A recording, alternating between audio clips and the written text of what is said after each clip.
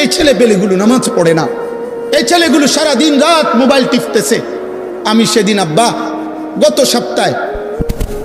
গত শনিবারে আমি এক জায়গায় ফজরের নামাজ পড়ছি, মাহফিলের জন্য যাইতেছিলাম আরেক জায়গায়। সারা রাত্র জার্নি করে রাস্তার পাশে এক মসজিদে ফজরের নামাজ পড়তে ঢুকছি।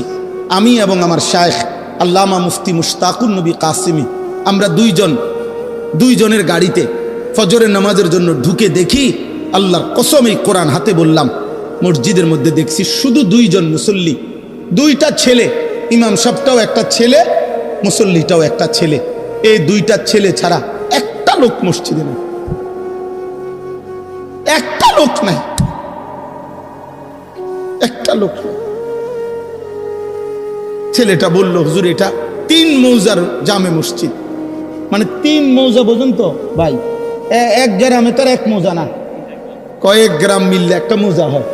3 মৌজার জামে মসজিদ এটা, শুধুমাত্র দুইটা ছেলে ফজরের নামাজের জন্য মসজিদে। এ জাতির ভবিষ্যৎ কি বলো না আব্বা? তোমরা যারা ছেলেরা নামাজ পড়ো না, একদিনও তোমরা আগামী দিনে কেমনে বাঁচবা? কেমনে বাঁচবা? আল্লাহর দয়া ছাড়া বাঁচবা কেমনে রে আব্বা? আল্লাহর ফজল ছাড়া কেমনে বাঁচবা? আফসোসের ব্যাপার, আফসোসের ব্যাপার, আফসোসের ব্যাপার। হযরত আব্দুল্লাহ ইবনে মাসউদ, আমি বিশুদ্ধ হাদিস বলতেছি, নবী সাল্লাল্লাহু আলাইহি সাল্লামের বিখ্যাত সাহাবী হযরত আব্দুল্লাহ ইবনে মাসউদ বলেন, লাম ইয়াতাখাল্লাফ আন্না, নবীজির জামানায় ফজরের নামাজে মসজিদের জামাতে, 5 ওয়াক্ত নামাজের জামাতে যারা উপস্থিত হতো না, অনুপস্থিত থাকতো, খোদার কসম সাহাবী বলেন আমরা তাদেরকে বুঝতাম কানা মুনাফিকান বাইয়িনুন নিফাক, এটা প্রকাশ্য মুনাফিক। আল্লাহর কসম, নবী সাহাবী মসজিদের জামাতে যে আসতো না, সাহাবী বলেন আমরা তাকে চিনতাম এটাই, এই নামে যে এটা প্রকাশ্য মুনাফিক।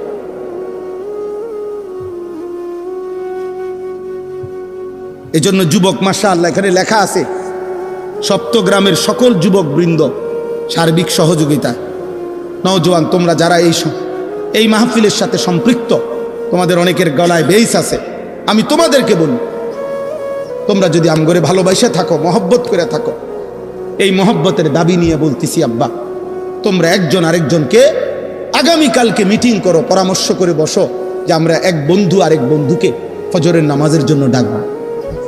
বলো ইনশাআল্লাহ, দেখবা পার। একজন একজনের সাথে ওয়াদা করো, তাহলে দেখবা বরকত হবে। 10 জন লইয়া পারতা না, তুমি শুধু একজনের লগে, দোস্ত কি কস, হুজুরের কথা মতো চল, ফজরের নামাজ পড়ি। রাসূলুল্লাহ সাল্লাল্লাহু আলাইহি সাল্লাম বলছে, যে ফজরের নামাজ পড়ে তাইয়্যিবুন নাফস, তার অন্তর পবিত্র হয়ে যায়। তাইয়্যিবুন নাফস, আল্লাহ নবী বলছে যে ফজরের নামাজ পড়ে না, আল্লাহর কসম নবী বলছে খাবিসুন নাফস, ওর অন্তর হলো খবিস, ওইটা খবিস, খবিস, এটা খবিস, খবিস। এটা ফজরের নামাজ যে পড়ে না, এটা খবিস, খবিস, খবিস এটা। আর আল্লাহর নবী বলছে খবিস পায়খানায় থাকে। খবিস থাকে কোথায়? পায়খানা। এই জন্য নবীজি বাথরুমে, পায়খানায় ঢুকতে এই খবিস থেকে পানা চাই। বাথরুমে ঢুকার দোয়া কি? মানে কি কোন আমনে কোন খবিস না? তো বুঝা গেল নবীজি এটা কেন কইতেন, বাথরুমে ঢুকতে কেন বলতেন যে আল্লাহ খবিস থেকে পানাহ চাই, তাহলে বুঝা গেল বাথরুমের ভিতরে কে আছে? খবিস। রাসূলুল্লাহ সাল্লাল্লাহু আলাইহি সাল্লামের হাদিস, ফজরের নামাজ যে পড়ে না, আল্লাহর নবী বলছে শয়তান তার এই মাথার পিছনে, ঘাড়ের এখানে গিট্টু দিয়ে রাখে শয়তান তাকে, আর বলে আলাইকা লাইলুন তাওয়িলুন ফারকুদ, হে আল্লাহর বান্দা, রাত অনেক লম্বা, লম্বা ঘুমা, নাফরমান ঘুমা। শয়তান তাকে আটকায় রাখে, আবদ্ধ করে রাখে। নাউজুবিল্লাহ। তো আমার কথাটা শেষ হয়েছে না।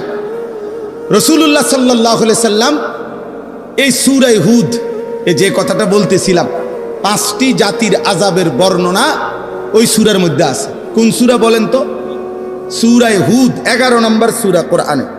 তো ওই সবটা বর্ণনা করার পর, মানে আযাবের বিস্তারিত বর্ণনা দেওয়ার পর, গুনাহ, নাফরমানি, পাপ, সীমা লঙ্ঘনের কথা বর্ণনা করার পর আল্লাহ কোরআনে ওই সূরাতে একটা আয়াত নাজিল করছে, নবীজিকে বলছে ফাস্তাকিম কামা উমিরতা। অতএব বন্ধু, যাই বললাম আপনার কাছে আযাবের বর্ণনা, কথা শুনেন তো, আপনার উম্মত যে যাই করুক, উল্টা পাল্টা করুক আর বাও করুক, তবে আপনার ব্যাপারে আমার আল্লাহর স্পেশাল কথা, আপনাকে যত শরীয়তের যত আদেশ করা হয়েছে, আমি আল্লাহ বলছি প্রত্যেক আদেশ, প্রত্যেক হুকুম, প্রতিটা আদেশ নিষেধের ব্যাপারে আপনি পাহাড়ের মতো, পাথরের মতো ইস্তেকামত, মজবুত এবং দৃঢ় থাকবেন। এক সুতা, এক জাররা আপনি বন্ধুর থেকে যেন কোনো আমলও না ছুটে, কোনো রকমের ভুল যেন না হয়। কাকে বলছে? নবী সাল্লাল্লাহু আলাইহি সাল্লামকে বলছে। এর কয়দিন পরে, এই সূরা নাজিলের কিছুদিন পরে, আল্লাহ নবী সাল্লাল্লাহু আলাইহি সাল্লামের দাড়ি মুবারক সর্বপ্রথম 3টা বা 4টা, 2টা চুল দাড়ির সাদা হয়ে গেছে। হযরত আবু বকর সিদ্দিক রাদিয়াল্লাহু তাআলা আনহু বলছেন, ইয়া রাসূলুল্লাহ কাদ শাইয়াবতা, আপনি দেখি বুড়ো হয়ে যাচ্ছেন, আপনার তো চুল পাকা শুরু হয়ে গেছে দাড়ির। তখন আব্বা নবী সাল্লাল্লাহু আলাইহি সাল্লাম বললেন, শাইয়াবাতনি হুদ ফাস্তাকিম কামা উমিরতা। আবু বকর, বিশ্বাস করো, সূরা হুদের আযাবের বর্ণনা আমারে বুড়া বানায় ফেলছে। আর আমার আল্লাহর এই আদেশ যে আমি যেন আমার আল্লাহর হুকুমের উপরে এক চুল এদিক সেদিক না হয়, মজবুত থাকতে বলছে। এই দায়িত্ব, এই ভার, এই ওজন আমারে বুড়া বানায় ফেলছে। আমার কলিজার মধ্যে 24 ঘন্টার ভয় বিরাজ করছে। আহা, এই আযাবের যেই বর্ণনা আল্লাহ দিছে, আমার উম্মত যদি আবার নাফরমানি করে, আমার উম্মতের কি জানি হবে। আর আল্লাহ যে আমারে বলছে, আমার দ্বারাও যেন এক জাররা পরিমাণ আমল না ছুটে, দায়িত্ব পালনের এই কঠিন অনুভূতি আমি তো চেষ্টা করছি, তবু আমার আল্লাহর কথা মনে পড়লে, আল্লাহর কথা মনে পড়লে আমার শরীরে কাঁপ দিয়া ওঠে। এজন্য আমার চুল পাকা শুরু হয়ে গেছে। এলেম, কোরআন সুন্নাহর এলেম শতভাগ বিনয়ের সাথে গ্রহণ করতে হয়। আশ্চর্য হবেন আপনারা, বুঝবেন সবাই। প্রথম যেদিন আল্লাহ তাআলা আদম আলাইহিস সালামকে সৃষ্টি করে 60 হাত লম্বা তৈরি করে রূহ দিলেন, আদমকে রূহ দিলেন, একেবারে বিশুদ্ধ হাদিসের মধ্যে আছে। তো আল্লাহ তাআলা প্রথম দিন আদম আলাইহিস সালামকে দিয়ে প্রথম কি কাজ করাইলেন, কি করাইলেন আদমকে দিয়ে? প্রথম কি করছে? হাদিসের মধ্যে আছে, একটু দূরে একদল ফেরেশতা বসা ছিল। তো এই সর্বপ্রথম রূহ দেওয়ার পর আল্লাহ তাআলা আদম আলাইহিস সালামকে বললেন, ইযহাব ফাসাল্লিম আলা উলাইকা নাফর ফাস্তামি' লিমা ইউহাইয়ুনাকা। তুমি এখান থেকে উঠো, হেঁটে পায়ে হাইটা ওইখানে যাও, ওই যে ফেরেশতারা বসা সেখানে গিয়ে যাও, গিয়ে তাদেরকে সালাম দাও। সালামের বাক্য আল্লাহ শিখাই দিছেন। তো এই সালাম দিবার পর তুমি শুনবা মনোযোগ দিয়া যে উনারা জবাবে কি বলে ফেরেশতারা। অতঃপর ফেরেশতারা যেটা বলবে, তোমার আর তাদের এই কথা সালাম, এটাই হবে কিয়ামত পর্যন্ত তুমি এবং তোমার আদম সন্তানদের পরস্পরের সাক্ষাতের প্রথম সম্বোধন। তো আদম আলাইহিস সালাম ওনাদের কাছে গেলেন, সেখানে গিয়ে সালাম দিলেন। ওনারা ওয়ালাইকুমুস সালাম ওয়া রাহমাতুল্লাহ এটা বললেন। আদম আলাইহিস সালাম শিখলেন যে সালামের পদ্ধতি, পরস্পরের সাক্ষাতে সম্বোধনে কি বলতে হবে প্রথম, এইটা শিখলেন। তো তাফসীরে আছে, কিতাবের মধ্যে আছে, মুহাদ্দিসিন উলামায়ে কেরাম বলেন যে এই প্রথম দিন আল্লাহ তাআলা আদমকে দিয়ে শিখায় দিলেন যে এই এলেম, এই যে এটা শিখা, যে সালাম শিখা, এটা একটা এলেম কিনা, কথা বলেন না? আল্লাহ তাআলা বুঝাইলেন যে প্রথম দিন আদম, এলেম এত বড় নিয়ামত যে এলেমের জন্য এই জাগার থেকে হবে না, তুমি ওইনে যাই হাঁটো, যাও ওইনে যাও, গিয়ে শিখে আসো, এটুকু কষ্ট সহ্য করে এরপরে এলেম শিখো। প্রথম দিন শিখাইছেন আল্লাহ তাআলা যে এলেমের জন্য কষ্ট করতে হয়। এলেম তোমার কাছে আসে না, তোমাকে এলেমের কাছে যাইতে হবে। তোমাকে যাইতে হবে এলেমের কাছে। অথচ সেজদার টাইম হয়েছে, আর ফেরেশতাদেরকে বলছে তোমরা আদমকে সেজদা করো, কিন্তু এলেমের টাইম হয়েছে আর আদমকে বলছে তুমি ফেরেশতাদের কাছে যাও। কথা বুঝেন নাই? তাহলে এলেম দাম, এলেম সব কিছুর চাইতে দাম, কোরআন সুন্নাহর ইলম। এই জন্য আব্বা, আমরা কিংবা মাদ্রাসার ছাত্র হোক আর আপনারা হোক, মসজিদের শ্রোতা হোক আর ওয়াজ মাহফিলের শ্রোতা হোক, 1 ঘন্টার জন্য হোক আর 12 বছরের জন্য হোক, আপনি আমি সবাই কোরআন সুন্নাহর ইলম জ্ঞান অর্জনের জন্য কষ্ট স্বীকার করতে হবে, কষ্ট স্বীকার করতে হবে। এই জন্য আল্লাহ তাআলা এটা প্রথম দিন শিখাইছেন। হযরত মূসা আলাইহিস সালাম, হযরত খাজির, যাকে খিজির বলেন আপনারা, খাদির আলাইহিস সালাম মূল শব্দটা, উনার কাছে 3টা জিনিসের এলেম শিখার জন্য 3টি জিনিস শিখছে। লম্বা পথ উনার সাথে সফর করতে হয়েছে, দীর্ঘ পথ সফর করে 3টা জিনিস শিখছে। একটা, আপনার নৌকা চলার পথে উনি ছিদ্র করে ফেলছে হযরত খাজির। মূসা আলাইহিস সালাম বুঝে নাই কেন ছিদ্র করল। চলার পথে একটা বাচ্চা ছেলেকে হত্যা করে ফেলছে, মূসা আলাইহিস সালাম বুঝে নাই ছেলেটাকে কেন হত্যা করল। আরো দূর যাওয়ার পরে একটা এলাকায় গিয়া ওই এলাকার একটা দেওয়াল কাত হয়ে গেছে, এই দেওয়ালটা খাজির আলাইহিস সালাম সোজা করে দিছে, মূসা আলাইহিস সালাম বুঝে নাই। 3টা জিনিস দেখছেন, একটাও তিনি বুঝেন নাই। তো পরবর্তীতে খাজির আলাইহিস সালাম 3টাই ব্যাখ্যা করে, কোরআনে আছে সব, সূরা কাহাফের মধ্যে উনি এটা বুঝাইয়া দিছেন। তো আল্লাহ তাআলা শিখাইছেন, মূসা তোমার চাইতেও জমিনে বেশি ইলম রাখে আমার বান্দা এমন আছে, তোমারে দেখাইলাম। এবং এই 3টি জিনিস জানার জন্য তিনি লম্বা পথ সফর করছেন। হাল আত্তাবিউকা আলা আন তুআল্লিমানি মিম্মা উল্লিমতা রুশদা, কোরআনে আছে মূসা আলাইহিস সালাম ওই খাজির আলাইহিস সালামের কাছে গিয়ে বলছে, কেন আসছেন? খাজির মানে এই খিজির যাকে বলেন আপনারা, আর কি, উনি জিজ্ঞেস করছে আমার কাছে কেন আসছেন?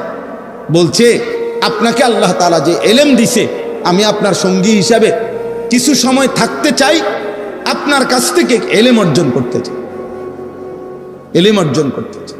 আব্বা, দিন শিখতে হয়, ইলম শিখতে হয়, কোরআন সুন্নাহ শিখতে হয়, আমল শিখতে হয়, ইসলামের যাবতীয় আমল শিখে নিতে হয়। এটাই ছিল নিয়ম। আজ আমরা অনেকটাই খামখেয়ালি হওয়ার কারণে আমাদের মন মতোই আমরা অনেকেই আমল করি। 40 বছরেও চাচা জানে না ওযুটা আসলে সুন্নত মোতাবেক হচ্ছে কিনা, উনি যে একটু যাচাই করে নিবে এই মানসিকতাও নেই। 60 বছরের বুড়া চাচা এমন অগণিত আছে যাদের সূরা কেরাত, দোয়া কালাম অশুদ্ধ, কিন্তু একটা বার এই কথা বিবেকেও আসে না যে আমি তো একটু চেষ্টা করলে পারি, শিখতে পারতাম না। পাত্তাই দেয় না এটা।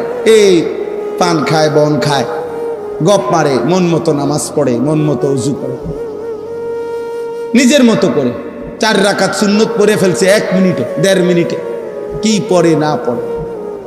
একদিন আমি আপনার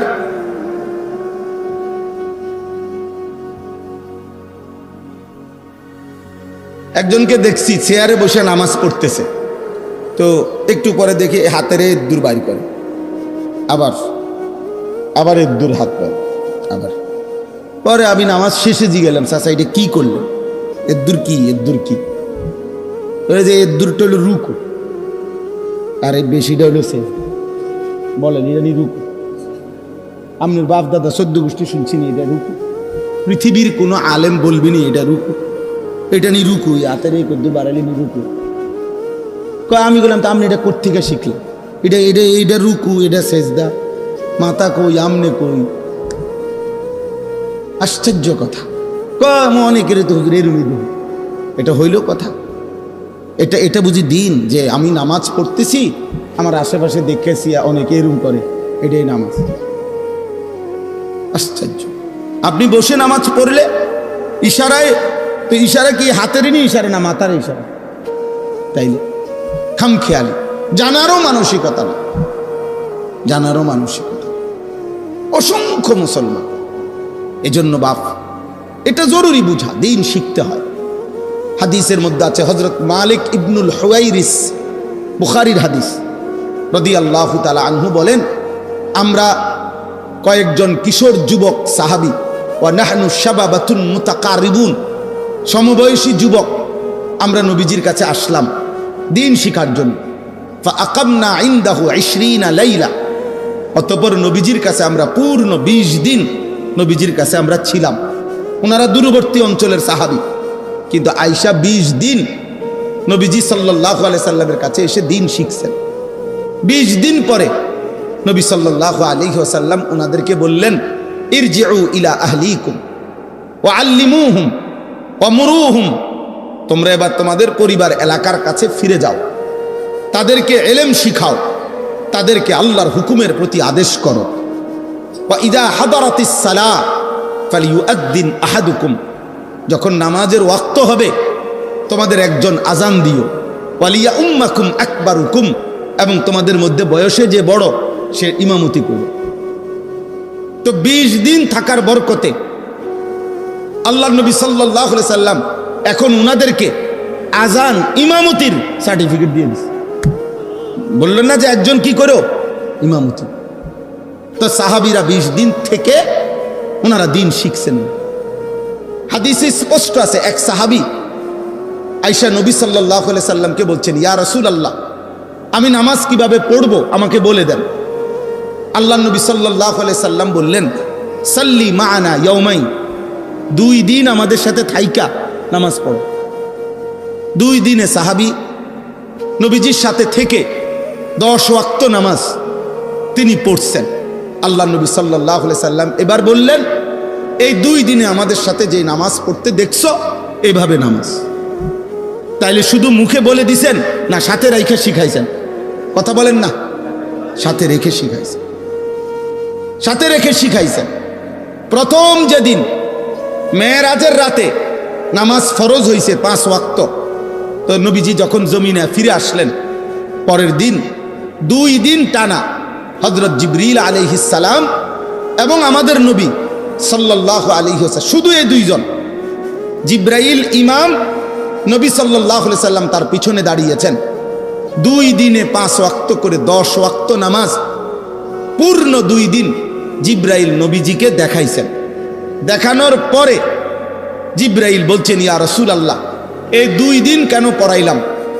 প্রথম দিন প্রত্যেক ওয়াক্ত নামাজের আউয়াল ওয়াক্ত শুরুর সময়ে আদায় করে দেখাইছি। দ্বিতীয় দিন 5 ওয়াক্ত নামাজের শেষ টাইমের আগ মুহূর্তে নামাজ পড়ে দেখাইছি। এ আপনার জন্য স্বাভাবিক, আপনি এবং আপনার উম্মতের জন্য স্বাভাবিক নামাজের টাইম। আমি যে 2 পাশ দেখাইলাম তার মাঝামাঝিটা, মাঝামাঝি সময়ে কি করে নিবেন, নামাজগুলো পড়বেন। এরপরে দেখেন, এরপরে নবী সাল্লাল্লাহু আলাইহি সাল্লাম সাহাবায়ে কেরামকে জমা করছেন মসজিদে নববীতে, মিম্বরের উপরে দাঁড়াইছেন সাহাবীদের দিকে ফিরে। মিম্বর বুঝেন তো কি? মিম্বর কি? যেখানে খুতবা দেয়, ওই যে 3 তাকওয়ালা যে এইটা, এই মিম্বর, মিম্বরের উপরে দাঁড়িয়ে সাহাবাদের দিকে ফিরে রাসূলুল্লাহ সাল্লাল্লাহু আলাইহি সাল্লাম নামাজ দেখাইছেন। রুকু সেজদার সময় নিচে নামে সেজদা দিছেন। এরপরে সালাম ফিরায় দেখাইয়া এরপরে নবীজি বললেন, সাল্লু কামা রাআইতুমুনি উসাল্লি, এই যে তোমরা যেভাবে আমাকে নামাজ পড়তে দেখলা, এখন থেকে তোমরা এভাবে নামাজ আদায় করো। এরপরে সাহাবায়ে কেরামকে নিয়ে আনুষ্ঠানিকভাবে নবী সাল্লাল্লাহু আলাইহি সাল্লাম নামাজ পড়া শুরু করছেন।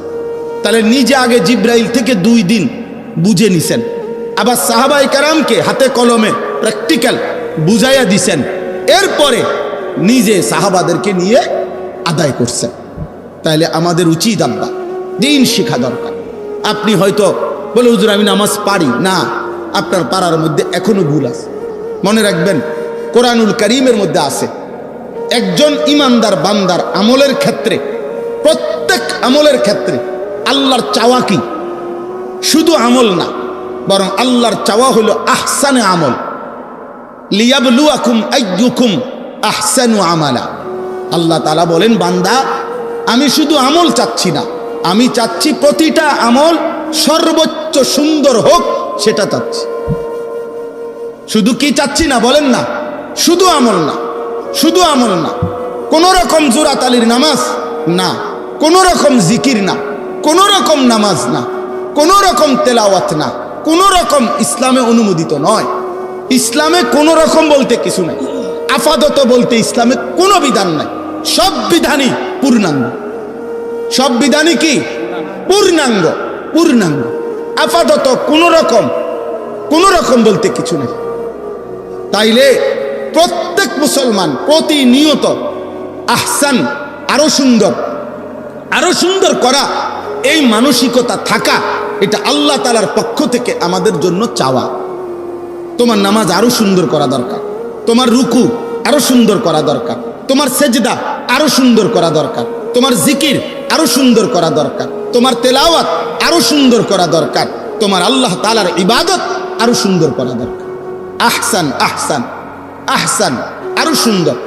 গত 1-2 বছর আগে আমার খুলনার হজরত, বাংলাদেশের একজন বড় বুজুর্গ আরেফ বিল্লাহ হজরত মাওলানা মুফতি নুরুল আমিন সাহেব, অনেক বড় আল্লাহওয়ালা, করাচি হজরত কুতবে আলম হজরত মাওলানা শাহ হাকিম মোহাম্মদ আখতার রহমতুল্লাহ আলাইহের খলিফা হজরত, অনেক বড় আল্লাহওয়ালা। আজ থেকে 5-7 বছর আগে আমি আমার শায়েখ আল্লামা মুফতি মুশতাকুন নবী কাসিমি হুজুর সহ আমরা প্রায় 30-35 জন আলেম প্রায় 7-8 বছর আগে হজরতের কাছে গিয়া খুলনায় 3 দিন ছিলাম। হজরত জিজ্ঞেস করছেন কেন আসছি? আমাদের শায়েখ আল্লামা মুফতি মুশতাকুন নবী সাহেব বলছে, হজরত আমরা আপনার কাছে আসছি, থাকবো এখানে সুন্নত মোতাবেক ওযু এবং নামাজ শেখার জন্য। 3 দিন থাইকা আমরা সুন্নত মোতাবেক ওযু এবং নামাজ শিখছি হজরতের কাছে। যখন আমরা ওয়াজ করি, আমগোরা তো চিনেন আপনারা সবাই, চিনা এক কথা, দিন আরেক কথা, আখেরাত আরেক কথা। আব্বা 1 কোটি মানুষ চিনার দ্বারা অথবা একজনও না চিনার দ্বারা খোদার কসম আখেরাতে আলাদা কোনো বিশেষত্ব নাই,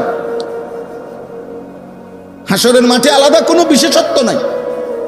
পরিচিতি কিংবা সুখ্যাতি কিংবা অখ্যাত মানুষ, অপরিচিত মানুষ, এদের কিছু আসে যায় না। কোরআনুল কারীমের মধ্যে কোন কোন নবীর নাম আছে, কোরআনে নবীর নাম আছে যতজন, নাই তার চাইতে বেশি লক্ষ গুণ। 1,24,000 যদি নবী এবং রাসূল হয়, কোরআনে নবীর নাম আছে মাত্র 25 জন। 25 জন। যদি 1.5 থেকে 2.5 লাখ সাহাবী হয়, কোরআনে সাহাবীর নাম আছে 1 জন। কয়জন জানেন এটা? কোরআনুল কারীমে সাহাবীদের মধ্যে নাম আছে শুধু 1 জনের নাম, 1 জন সাহাবীর নাম যায়েদ, এই নামটাই শুধু আছে, আর কারো নাম নাই, আর কারো নাম নাই। তাহলে এই পৃথিবীতে দুনিয়াবি পরিচিতি কিচ্ছু আসে যায় না। এরপরে গত 2 বছর আগে আবার একদিন রাত্রে রাত 2টা বাজে এই খুলনার হজরতকে আমি নিজে বললাম ঘুমের আগে, হজরত আমি আমার নামাজটা আমি একটু একা দেখাই, হয় কি না? হজরত পুরা নামাজ দেখে বললেন, মাওলানা রুকুর সময় আপনার এই ডান হাত একটু এদিকে বাঁকা হয় বেশি, এটা সোজা করতে হবে, মানে এইভাবে হাত থাকতে হবে। আমি বললাম হজরত আপনি ধরে ঠিক করে দেন। 5-6 বার ধরে ঠিক করে দিছে। আলহামদুলিল্লাহ এখনো পর্যন্ত প্রত্যেক দিন প্রতি ওয়াক্ত এগুলো নামান, এগুলো নামান, ওগুলো নামাই লাগবে না। তো প্রত্যেক ওয়াক্ত নামাজের সময় আমার এটা মনে পড়ে যে হজরত আমাকে বলছেন এই হাত কি রাখতে, সোজা রাখ। অধিকাংশ বেলা আমার এটা মনে। তাহলে নামাজ সুন্দর হওয়া, আরো সুন্দর হওয়া আমারও দরকার, আপনাদেরও দরকার, আপনাদেরও দরকার, আমাদের সকলের দরকার। আব্বা আমরা বড় খামখেয়ালি মানুষ, যেই সমস্ত গাফেল ইবাদত করে না, যেগুলো নামাজ পড়ে না, ওই ফালতুদের তো কোনো আলাফে নাই, ওগুলা তো কোনো হিসাবের মধ্যেই নাই। কিন্তু যারা নামাজ পড়েন তাদের মধ্যেও গাফলতি অনেক। রাসূলুল্লাহ সাল্লাল্লাহু আলাইহি ওয়াসাল্লামের স্পষ্ট হাদিস শুনেন, আবু দাউদ শরীফের হাদিস, নবীজি বলছেন তিলকা সালাতুল মুনাফিক, ওই নামাজ মুনাফিকের নামাজ। 3 বার বলছে ওই নামাজ মুনাফিকের নামাজ, ওই নামাজ মুনাফিকের নামাজ। কামা ফানাক্কারা আরবাআন লা ইয়াজকুরুনাল্লাহা ইল্লা কালিলা, যে দাঁড়িয়ে 4 রাকাত নামাজ আদায় করছে যেন 4টা ঠোকর মারছে, এত দ্রুত যে যেন 4টা ঠোকর মারছে, বর্ষির ঠোকর দিছে যেন 4টা ঠোকর মারছে। নবীজি বললেন লা ইয়াজকুরুনাল্লাহা ইল্লা কালিলা, একেবারে যত সামান্য পরিমাণ সারা আল্লাহর জিকির, তাসবিহ, সূরা, কেরাত, দোয়া, কালাম একটাও সুন্দরভাবে পড়ে নাই। খোদার কসম নবী 3 বার বলছে ওই নামাজ মুনাফিকের নামাজ, মুনাফিকের নামাজ, মুনাফিকের নামাজ। বলেন তাহলে আত্তাহিয়াতু যার শুদ্ধ হয় না, আমরা এটা কি নামাজ? দোয়ায়ে কুনুত যার শুদ্ধ হয় না, এটা কি নামাজ? তাব্বাত ইয়াদা কুল হুয়াল্লাহ শুদ্ধ হয় না, শব্দ হইল সুবহানা রব্বিয়াল আযীম। আপনি কোন সুবহানাল আযীম, সুবহানাল আযীম, সুবহানাল আযীম কিতা? হ্যাঁ আপনি কি বললেন? এটা আত্তাহিদুলিল্লাহ সাল্লাতু তাইয়্যিবাতু সালামু আলাইকা নবিয়্যিনা সালামু আলাইনা নবিয়্যিনা সালাম শাহাদু আল্লা ইলাহা ইল্লাল্লাহ মুহাম্মাদুর রাসূলুল্লাহ আল্লাহুম্মা সাল্লি আলা মুহাম্মাদ ওয়া আলা আলি মুহাম্মাদ কামা সাল্লাইতা আলা ইব্রাহিম ওয়া আলা আলি ইব্রাহিম ইন্নাকা হামিদুম মাজিদ আল্লাহুম্মা বারিক আলা মুহাম্মাদ ওয়া আলা আলি মুহাম্মাদ কামা বারাকতা আলা ইব্রাহিম ওয়া আলা আলি ইব্রাহিম ইন্নাকা হামিদুম মাজিদ আল্লাহুম্মা ইন্নী যালামতু নাফসি যুলমান কাসীরান ওয়া লা ইয়াগফিরু যুনুবা ইল্লা আনতা ফাগফির লি মাগফিরাতাম মিন ইনদিকা ওয়া আরহামনি ইন্নাকা আনতাল গফুরুর রহিম। আসসালামু আলাইকুম ওয়া রাহমাতুল্লাহ। সুবহানাল্লাহ সুবহানাল্লাহ সুবহানাল্লাহ সুবহানাল্লাহ আলহামদুলিল্লাহ আলহামদুলিল্লাহ আল্লাহুম্মা আমিন। রব্বানা যালামনা আনফুসানা ওয়া লা তাগফির লানা লানাকুনান্না মিনাল খাসিরিন বিরহমাতিকা ইয়া আরহামার রাহিমিন। খালাস, কুল্লু খালাস, কুল্লু খালাস। উড়ে এলাইলো আর এটা জাপানি মেশিনে নামাজ। এটি কি কি পড়লেন? এটা বলে এটা ইনসাফ হইল? এটা নামাজ হইল? বলেন এটা তাসবিহ হইল? নবী সাল্লাল্লাহু আলাইহি সাল্লাম আপনার কল্পনায় বলে একজন মানুষ বলেন, একজন মুসলমান নবীজি এভাবে তাসবিহ পড়তেন, এমনি করতেন। এটা তাসবিহ হলো? এটা ফাজলামি করলেন না? এটা ফাজলামি করলেন না আপনি? বলেন। এই জন্য আব্বা আগে নামাজিদেরকে বললাম, যারা নামাজ পড়েন আপনাদেরকে বললাম, আপনাদের নামাজ আরো সুন্দর হওয়া দরকার। আপনি যদি বলেন হুজুর কতজনে নামাজে তো পড়েন, আমরা তো পড়ি না, এসব ফাঁকনা কথাই হইত না। আখেরাত এইটার ভিত্তিতে না, কেউ নামাজ পড়ে নাই এই কারণে আপনার এটা কোন রকম জোরাতালি দিলে চলবে, আল্লাহ কথা বলেন। আল্লাহ কথা বলেন কোরআনুল কারীমের মধ্যে আছে, ফাকাতিল ফি সাবিলিল্লাহ লা তুকাল্লাফু ইল্লা নাফসাকা। কথা শুনেন, নবীজিকে বলছেন সাল্লাল্লাহু আলাইহি ওয়াসাল্লাম, সূরা নিসার আয়াত। কোরআনে আল্লাহ আমাদের নবীকে বলছেন, হে বন্ধু, যুদ্ধের ময়দানে আপনার সাথে যদি একজন সাহাবীও আপনার অনুসারী একজনও যদি না থাকে, তবু আপনি একাই আল্লাহর পথে যুদ্ধ করেন।